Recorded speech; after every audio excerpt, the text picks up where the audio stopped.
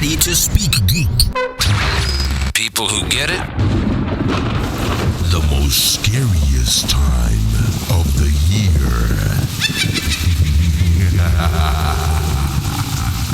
Let's get ready for the season of scare. And that would be a Merry Christmas to you all. Welcome to the Geek Speak Show, the first day of October, my time of the year. You only know that because I've been mentioning that since January 1st of this year. Rachel's not here. Gee, I wonder why. She never watches AMC's The Walking Dead. Scaredy cat. Joel does. He's not here either because my throat hurts a little. I'm sick.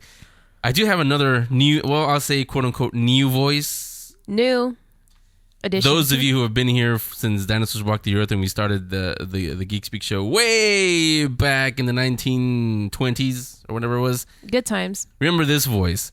She used to be on and Speak Geek with us then. She's back again. Now she's going to actually be running the show just because I'm lazy and I don't want to do it. But it's Angel. She's back again. Hello. Hi, Angel. Hey. Welcome back. Yay.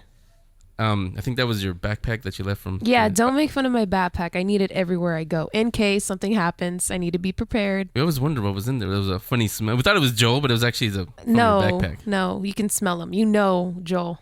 But you're here, not just because you're producing the show, but because finally I have somebody who loves Halloween about as much, if not more, than I do. When you look behind you, we already decorated the whole studio and everything. We might take pictures of the thing. Maybe not. We're private like that. Keep it secret. But keep it secret. Keep it safe. Yeah. But we will talk Halloween just for today. We'll talk about Halloween stuff throughout the month. How can we not? Hello, it's October. But we're not going to do it every single week. We'll have, the usual, the comic books, the video games, and some, I think there's a couple really cool movies that we might like. So we'll have some of the directors and actors from there. Hint, producer. Spoiler alert? No, that means put it on your notes. I need you to call I already them. have it on my notes. But... see, she came back. She was so happy to come back. She actually is going to give all of you presents. You arranged something really special for all of them, didn't you? Yeah, this is Halloween. We have the Winchester Mystery House, our favorite people. Special offer for Geek Speak listeners, $3 off the mansion, behind the scenes, or flashlight tours. It's going on October 1st through the 31st, all 31 days. Click on Winchester Mystery House banner on our homepage. Yeah, you can't miss it. It's where you're listening to the show right now where the little computer is. Go down a little, the big old, not skeleton, just a skull. And it's not saying ha ha ha, but it looks like it. It's not, we can animate it. You know that HTML and that. JavaScript. Yeah, that too. You know that. I don't even know what she just said, but. It's not a Frappuccino. You can make it move and talk and do all that. But when you guys click on it, it'll take you to a special page on the Winchester Mystery House website. Like Angel just said, $3 off. I said thank you. I'll say thank you for you guys because just to come back, she's saying thank you by giving you guys the present. So $3 is a lot in this economy. Yeah, that's like $1 million off. Really, it is. I mean, you may laugh, but that's a pizza because you're somehow slice pizza related to Steve Jobs or something. But everybody else, all those normal people, yeah, $3. That's a lot. So go on there. You weren't a part of. You missed out on that. See, when you were out executive producing or whatever you were doing in other shows. You missed us doing stuff with the Winchester Mystery House. You would have liked those. What'd you do? Well, we did a lot of running. That's for sure. I didn't because it doesn't Bring scare sensible me. shoes. But they had Fright Nights. The last couple of years, it was pretty good. This year, it's a little different than what they did last year. We'll talk about that. We'll have the Winchester Mystery House back a couple of weeks, maybe next week. But for today, like I said, we're gonna do all Halloween just today. The rest of the month we'll do regular. So what say we start with, we won't do the features this week either. Let's say we start with Mark Arnold. He'll do the stories behind the stories, except this time the stories is horror comics. There is such a thing. So let me play a little thingy here. In the meantime, you do your job and dial him up, and then we will talk. Let's get Mark. To Mark Arnold, and he'll tell you the story about horror comics. Zombies. Yeah, of course. I mean, yeah, we'll talk about that comic book too. So stay right there. Angel, you dial him up. Hi, this is Scott Marcano, Mr. Diablo, telling you to listen to the Geek Speak Show, or I'll send you to hell. Well, that's not a good place to go, but continuing on with our kickoff to our favorite time of the year. We're not going to do a lot of the features. You're not going to hear Mark Doris talk about video games. You're not going to hear Jessica Nylon talk about comic books. But you will hear Mark Arnold talk about horror in comic books. Mark Arnold from the Stories Behind the Stories on the Geek Speak Show. Hey, Mark. Hello. How are you? Doing fantastic. It's my time of the year, after all. So, where should we start? Well, you're the comics historian. I'll let you pick it up wherever you want to pick it up. Where do we start when we say horror in comic books? Well, probably the most well-known horror series of all time was the EC horror comics, because they made Tales from the Crypt, which spawned the popular TV series. And that kind of spawned a bunch of imitators, including from EC. They did The Haunt of Fear and The Vault of Horror, and they even made feature film of that. And later on, people like DC Comics, who were already publishing titles like House of Mystery, they revamped their title to become more horror-oriented instead of less, So, horror comics have always been around since the early 50s, even the late 40s. But not going to take it to today yet, but compared to today, the first one that comes to mind is The Walking Dead from Image, Robert Kirkman's Walking Dead. Of course. Yeah. What was the difference in the horror from back then to what's considered horror comics today? Well, it seems like back then everything was a little bit of a short story. They had multiple stories in a book, more as an anthology with no regular characters except for maybe a host. And they did that even in magazines later, like Creepy and Eerie and Vampirella and things like that. It wasn't until far later that they decided to, horror became popular on TV, and so, TV shows like even the X-Files made comic books. Buffy the Vampire Slayer made comic books, things like that. So now you have recurring series that have recurring characters and continuing plot lines similar to superhero comics. Now, around the time, I would say 50s, mid-50s, somewhere on there, when comic books were vilified as a whole, I would imagine probably the horror ones got a little bit more vilification, I guess is the way to say it. Yeah, they were the major target. It was the horror and the crime books, and there was this guy named Dr. Wortham, and he wrote this article and then later a book called Seduction of the Innocent, and it had little panels of different either graphic horror or graphic sexual pictures. Some were kind of far-fetched and kind of made up to prove his point that comic books caused juvenile delinquency and made kids go nutty and stuff like that. They do that now, except now they blame it on video games or, something else, online stuff or anything. So it's whatever's the latest thing, that's what you blame violence on, not saying that we've always been violent. It's just, so at the time, comic books were the major target because they were very, very popular and sold really, really well. So. Yeah, it's hard to imagine now, because, we have Spider-Man and Superman, Batman, and everything. They're some of the most popular forms of art out there. But back then, it was, like I said, they were blamed, and thanks, Dr. Wortham, for that. They were blamed for, everything from illiteracy to the most violent crimes. So it was a strange time to be. If you thought being a geek was hard, back when I was born, 70s, 80s, you should have experienced it back then. So we're talking to Mark Arnold. You guys hear him every now and then doing the stories behind the stories, the great interviews. You can go to our YouTube page. There's an archive on there with all of them, the complete interviews. We get maybe about 3, 4, 5 minutes of it just to tease you guys and make you guys go listen to the things. You guys can hear it on there. You can also go to his website directly, funideas.50webs.com, 50webs.com. Mark, for you, what were some of you? Did you get into the horror comics first of all? Let me ask you that. Oh yeah, I actually, the EC ones I mentioned. Originally, I was a Mad magazine fan, and then I found out that the people who published Mad and still do, originally, if you go back 60 years, published those comic books, and it had a lot of the same artists and writers who eventually worked on Mad magazine, and they were really well written stories. And so in later years, people like Russ Cochran and stuff like that, they actually labored and made nice reprint collections and hardback books, and also just reprinted the comics in standard 32-page issues. So it was an affordable price, so people like me could collect them and actually read them, because they're very pricey because they're highly sought-after prized collectibles. So. And after all everything that happened in the 50s, was there any change in the way horror comics were drawn and written after that, like in the 60s, 70s? Well, yeah, definitely. I mean, after the Comics Code came into effect, which they really put the clamps down hard on comic books, and it didn't really change back until the early 70s. So you have like a 15-year period where you couldn't depict certain scenes of violence. You couldn't have werewolves. You couldn't have zombies. You couldn't have any of the things that make horror iconic.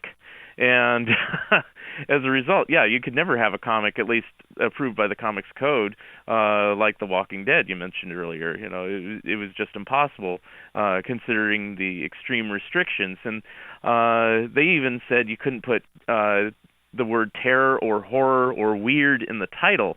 And again, going back to EC, all their titles had like Weird Science, Vault of Horror, so they had to cancel them all.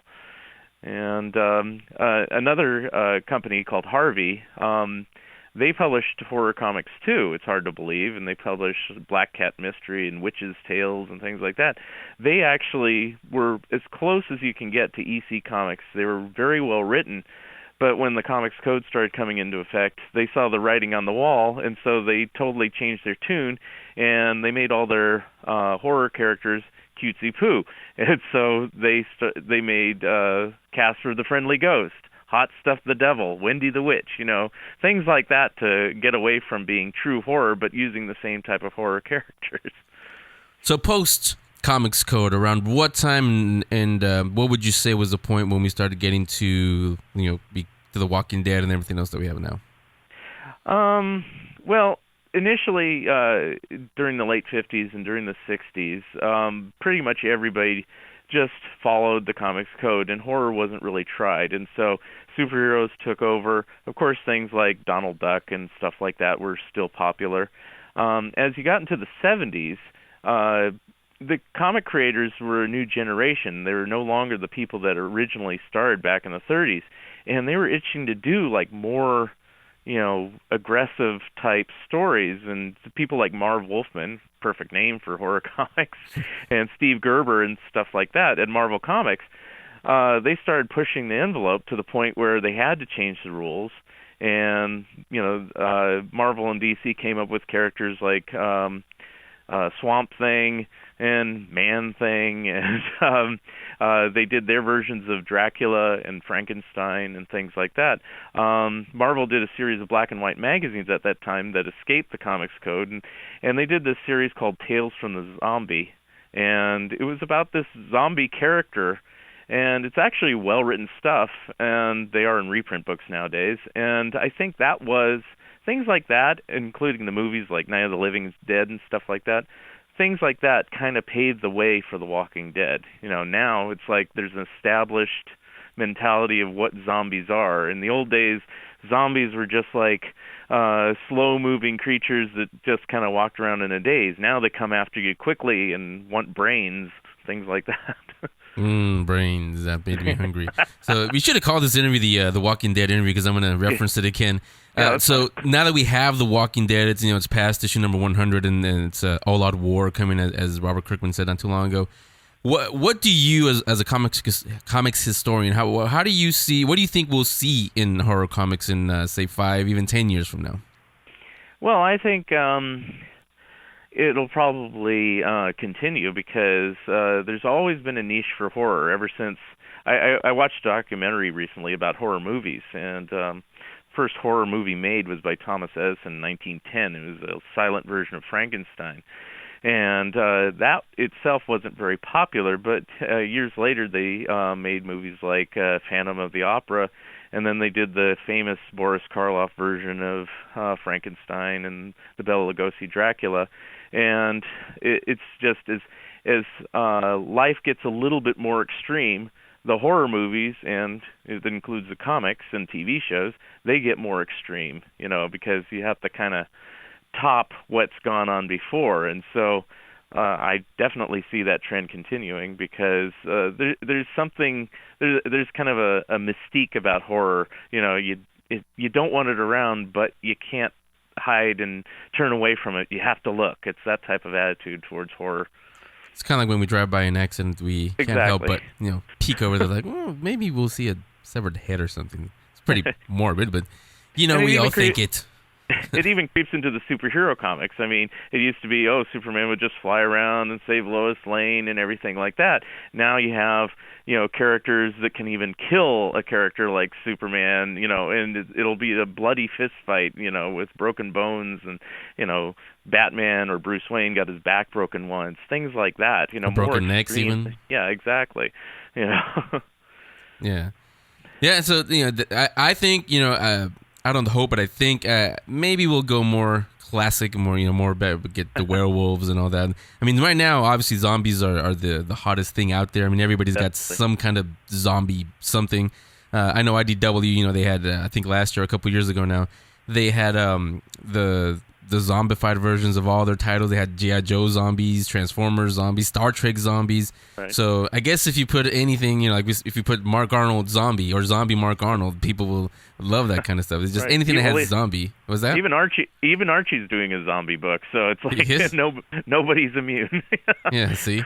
So again, it's Mark Arnold, is our comics historian and author of all his books and everything that you can find it on funideas.50webs.com, 50webs.com. You hear him do the interviews, the stories behind the stories on with us. We have a couple of new ones coming up not too long from now, so be on the lookout for those. We later this month, we will also be at APE here in San Francisco. So those of you who would like to meet Mark Arnold and say hello to him, if you have one of his books, I'm going to have everybody come up to you now. But if they have one of your books, do you mind if they come up and have you sign it for them? Okay, definitely, yes. Yeah, so and I may have some for sale too. So if you come up to me, it's like, hey, there you go. The more reason to go say hello. So we'll thanks a lot, Mark. We will hear you. I don't know, like I said, when you do the stories behind the stories. Thanks a lot for coming on and educating us on horror and comics. This is Mark Zickery, writer, producer, and director of Space Command, and you're listening to the Geek Speak Show. Ladies and gentlemen. You are listening to the Geek Speak Show as we get ready for my favorite time of the year. It's not going to be like this every single week, but since it's the first day in October, Angel and I figured, you know what, I don't have Rachel here, Joel's not here because they get too scared over scary stuff. We don't. We love them. You should see how we decorated the studio, just us two. But on somebody who loves Halloween, probably, arguably more than even Angel and I do. You guys saw a video with her last year at Winchester Mystery House. At Fright Bites, you can follow her adventures there or on their blog, frightbites.blogspot.com. Brittany is on the Geek Speak Show with us. Hey, Brittany, how are you doing? Hi, Henry. How are you? Doing good. Like I said, it's kicking off my favorite time of the year. You actually are getting ready to do something fun yourself, so we'll talk about all of that. Before we do, though, let's tell everybody who may not have heard about it, what is the Fright Bites blog? What is that all about? Fright Bites covers everything Halloween, from attractions, reviews, to even just Halloween items that you see around the stores. Yeah, because they are out there. They've been out there actually since I would say August. I think I saw some out there. So for you, who or what event or movie, anything? What made you like Halloween? What made Halloween your favorite holiday? Well, my dad actually was big into Halloween and got me into Halloween. We're wearing costumes. He took me all these events, showed me all these horror movies, and I just loved it ever since. So it's all Dad's fault. Thanks, Dad. Kind of similar with me. All his fault. Yeah. So it's from when you were younger to today, what changes have you seen in the way we celebrate Halloween, say in the past 10 years even? I've seen more Halloween attractions over the years, just kind of even evolving to just creating these amazing experiences. You're talking like what we had here at Winchester, the Fright Nights and the Halloween haunts over at Great America. See, and to me, what I've seen is they've sort of been there. I mean, people do neighborhood haunted houses also, but the past, I would say maybe even 6-7 years, it's been getting more violent, more gorier. Not that it's a bad thing, but that's just something that I see is happening a lot. Speaking of, on your blog, on the frightbites.blogspot.com, which, by the way, go to our link section. It's on there. You guys can check it out. Is there anything that you won't post on there because you think it's too much? Too much? Yeah. I try to keep everything so, like, anyone can read it. I don't post anything too gory. And if I'm trying to show, like, decorations around the park, I'll put, like, warning could be too gory. Otherwise, it's pretty calm. There's nothing scary on there. Yeah, I do follow it a lot. I mean, that's how I found you last year, actually, and we actually got to meet in person over at the Winchester House. But one of the things I really like that you have on there is you actually travel to a lot of different events that you, like you mentioned, like the Halloween Haunt and all of those. You review those. You have really, really cool pictures on there. You have some from in progress from this year. What have been some of your favorites from when you started the blog to now? What have been some of your favorite attractions that you've been to? Favorite attractions? Let's see. There's Halloween Horror Nights in both Hollywood and Orlando. I love them both. They both put on different attractions, and they're just both really unique. And it gives you like that experience that you're walking through a horror movie. Yeah. And then there's Not Scary Farm. That's like a tradition to go each year. They always put on great mazes, and it's just such a fun time. It just feels like Halloween. Yeah, let's bring it local a little bit. What around here in the San Francisco Bay Area have what do you like? What have been some of your favorites?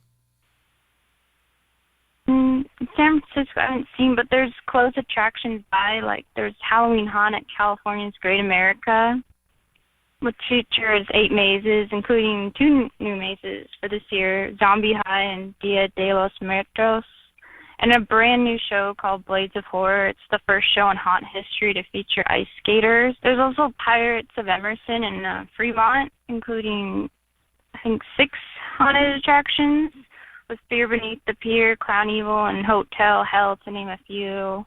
There's also Fright Fest at Six Flags Discovery Kingdom, also showing all kinds of haunted attractions and shows to watch. And you can follow all of those because Brittany actually does visit them and tell you if they're good or if they scare you or not on the blog, and also on Twitter at Fright Bites. She also posts, like I said, really, really cool pictures. What? Oh, hold on. Our producer Angel, she has a question. Hey, Brittany. Hello. Hey, if you had a chance to meet a villain, who would you like to meet? Darth Vader. Besides Darth Vader, I'm talking about horror, not sci-fi. Oh, a villain. Me personally, That's a I good would question. love to meet Freddy Krueger. I think he's just funny. I was about to say that. Yeah, he's so cool. Yeah, he's my favorite. I loved Nightmare on Elm Street. Kind of creepy, even when he's still like using that big Q-tip and going through the ear. I have a ear phobia. It's Sorry horrible. if anybody was eating while you're listening to the show. It's What was your opinion on Chucky? Because now they're trying to reboot it, I guess, and then they stopped. Oh, yeah. Well, they just came out with a Chucky movie. I guess it was straight to video called Curse of Chucky. So I haven't checked it out yet. It looks like they changed his face or something. They changed a whole lot, but I was just interested to know how you felt about who was funnier, Freddy Krueger or Chucky. Funnier. They're kind of like, I don't know, they're funny to me. What's wrong with you? They're funny. Well, I guess Freddy Krueger had those like one-liners. And Chucky, I guess, is pretty funny. I was never really scared of Chucky. I was. Yeah, I mean that's a lot of most people's. The reason why I think that movie worked, the Chucky movie, is because that speaks to most people's phobias. It's either clowns. Oh, don't or say dolls. that. Don't say that. So I mean, we had that contest the first time with the Winchester house, where our house is scarier than yours. The one that won was one that was a house that was filled with dolls.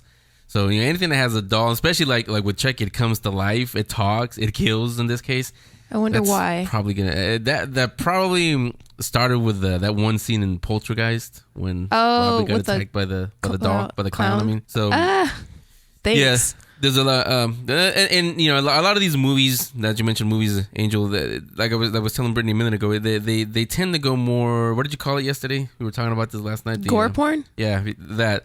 Like the first Saw was okay, but then it just got it's crazy. Too much. Then there's movies like Hostel. Cabin in the Woods actually was pretty good. I like that one, and that they're incorporating that in, what is it, Brittany? You probably know one of the attractions this year. I think it's Universal, right? Oh, Evil Dead. Yeah, Evil Dead and Cabin in the Woods, and they're putting all of those in, and they're incorporating some of them. I forget which one. But again, like I was saying, you guys can follow Brittany at Fright Bites on Twitter, frightbites.blogspot.com. She's got everything on there. She's got everything from, you know, where to go shop for stuff to she reviews a lot of the attractions. When you called me, you said you're actually and I was following your Twitter last night, and I saw some of the updates you did. Where are you right now? Where are you going to experience today? Halloween Horror Nights at Hollywood. Oh, okay. At Universal Studios Hollywood. Do you, without spoiling anything, do you know what you're in store for, or are you just going to go in and let them surprise you? Yeah. Well, I know the new attractions they have, like they have mazes based on Evil Dead, The Walking Dead.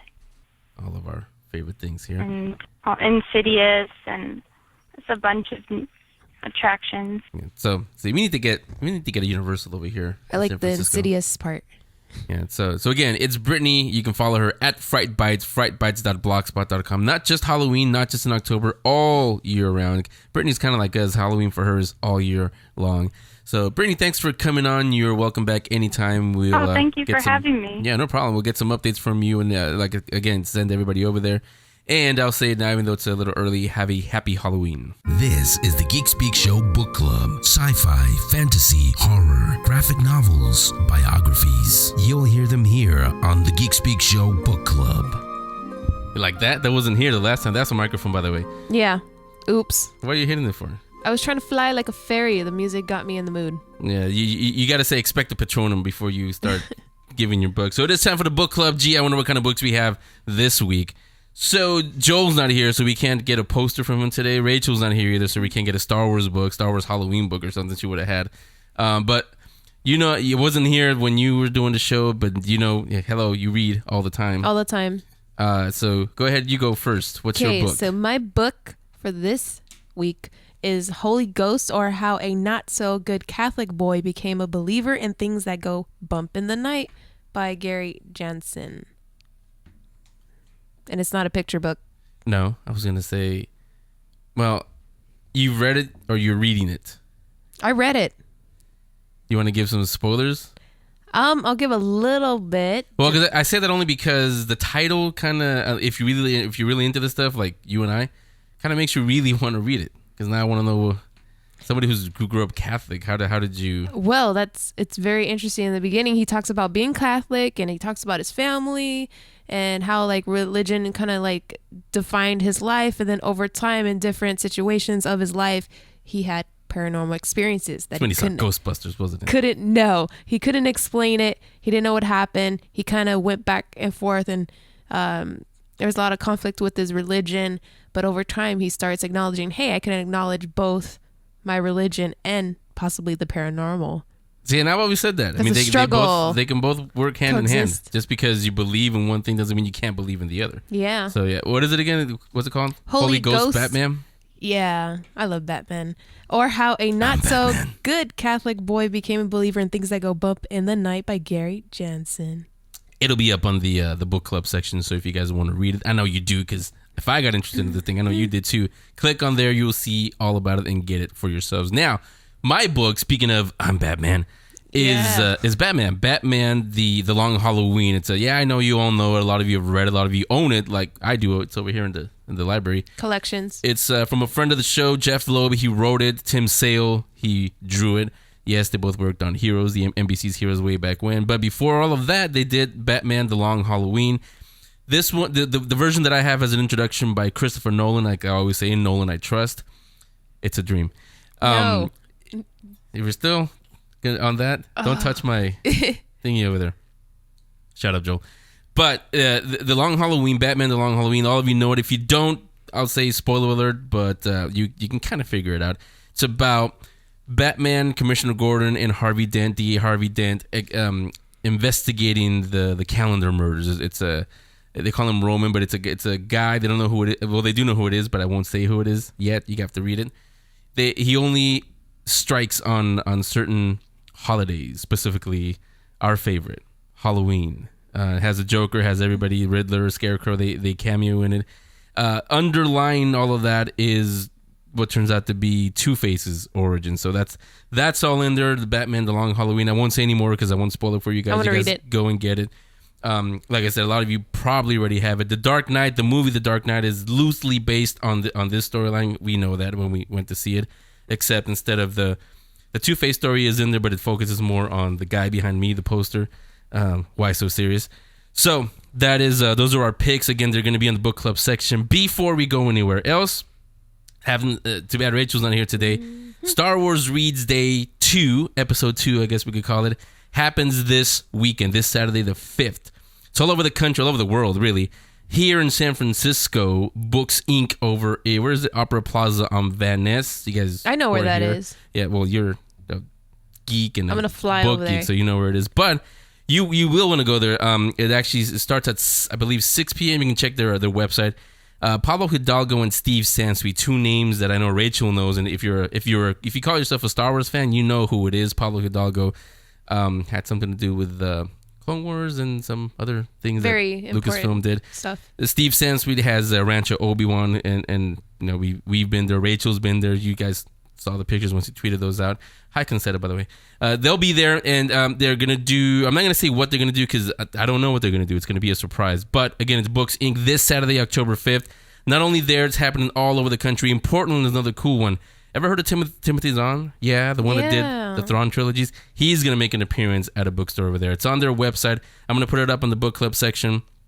So you guys, if something is happening in your area and you want to take part in Star Wars Reads Day number 2, Episode 2, this Saturday, October 5th. So that is the show.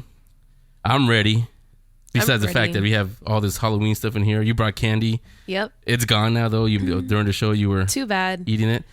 So, like I said, we're not going to do this every single week. Don't make that face. I know. Every single week, but we'll talk the regular stuff, the geek culture things that we do. But we will do a big Halloween show. We're gonna have Ape because that's coming in a couple of weeks, I think. Yep. So we'll talk to David Glanzer, of course. It's not a WonderCon, Comic-Con, or Ape without David Glanzer. This is, you guys go to the website, the Ape website. This is the last one here in San Francisco, only because. Well, I should say the last one at that location, the San Francisco, the concourse is where it happens. It's being closed and I think torn down to make way for condominiums or something. So they're going to have to look for a new venue for it. I say Moscone. It's a little bigger and we can have a lot more. That would make more sense. Yeah, we can have a bigger floor and more meeting rooms. That's a different project. But that's up to David. Maybe he'll talk about that when he comes on. So we'll talk to a few people that are going to be at Abe. Will be there. I think Rachel said she's going to be here in San Francisco. So if you ever wanted to see Rachel again in real life, haven't seen her since last year, go to Abe. She'll be there. You going to be there? Of course. Yeah, you have to be there. So Mark Arnold said he's going to be there. I think he mentioned in the interview he's going to be there also. With his books too. A bunch of us are going to be there. Yeah, we'll do a book club there. Hey, here's my book. So that's what's coming up. I'll send you guys the newsletter. If you haven't gotten it already, just look for it in your email. If you're not signed up, well, sign up for it. Then that's how you get it. Go scroll down again. Everything is right on the website. We redid the things. It's easy for you guys to find them. I don't know why I'm telling you this. You guys are smart. So as we say every week, you want to say it? We'll see you next week. No. Oh, yeah. We weren't doing that the last time you were here. We say, come on back next week and we will speak more Geek Klingon. Henry and the gang will return next week with an all-new episode. And Geek 2. The Geek Speak Show is powered by GeekTyrant.com, MightyVille.com, RamasScreen.com, Zergnet.com, and Collider.com. Make sure you're subscribed on iTunes. Follow them on Twitter at Geek Speak Show 1. Become a fan on Facebook and watch event coverage on YouTube/Geek Speak videos. See you next week. Cheerio. The Geek Speak Show.